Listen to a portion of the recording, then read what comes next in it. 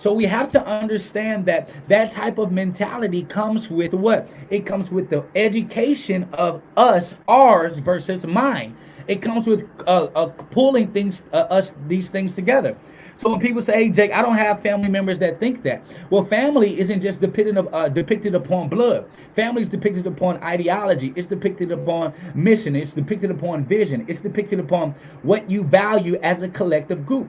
Just like in the Bible, David and Jonathan became brothers. They became closer than close. Why? Because they had a likeness about each other that caused them to be bonded at the hip. So when you think about that, you and your best friend, you and your best friends versus y'all going on girls trips, you all can be housed together and you guys can literally store and save your money and purchase a house that you guys can own outright, and then pull your money to be able to build businesses that can now fund more properties or more things of other things that you want. We're talking about group economics.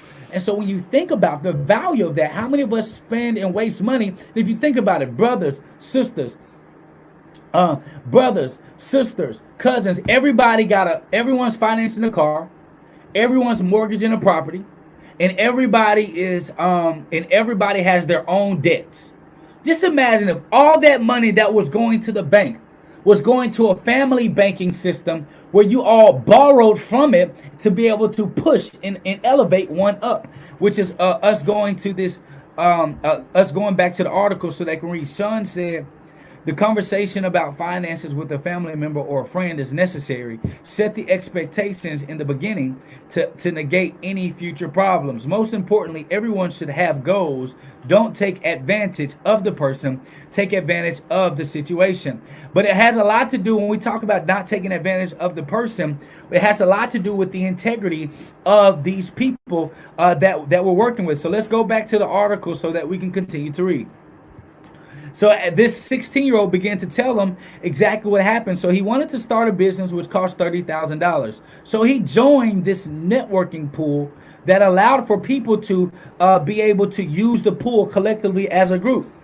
So every month they each would bring $2,000 to put into the pot. There were 15 people in total. So every month they would bring $2,000. So every month there was a new $30,000 and someone would take from the pot.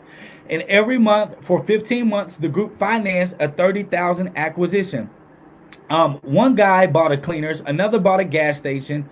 So when it was the 16-year-old's turn, he bought the corner. My students were amazed in silence until the woman raised her hand and asked how they knew that the person who took money out the pot would come back next month. At first, the young man didn't even understand the question because the honor system was just a part of his culture. Typically, the next thing that people say, well, if you're pulling money together, well, how do you know that after they get the money that they're going to come back and pay the debt? Well, in these international Asian communities, honor, your family's name, meant more than anything. You didn't need a credit score to be able to determine if you were somebody of value. You didn't want to bring shame on your family's name. So you honored what you said that you would do, and that's how they kept their money. And what happened was, he was able to buy the block. He was able to buy businesses with that money. And what we have to understand is that, as this article says, money pulling was once a strong part of the African American culture.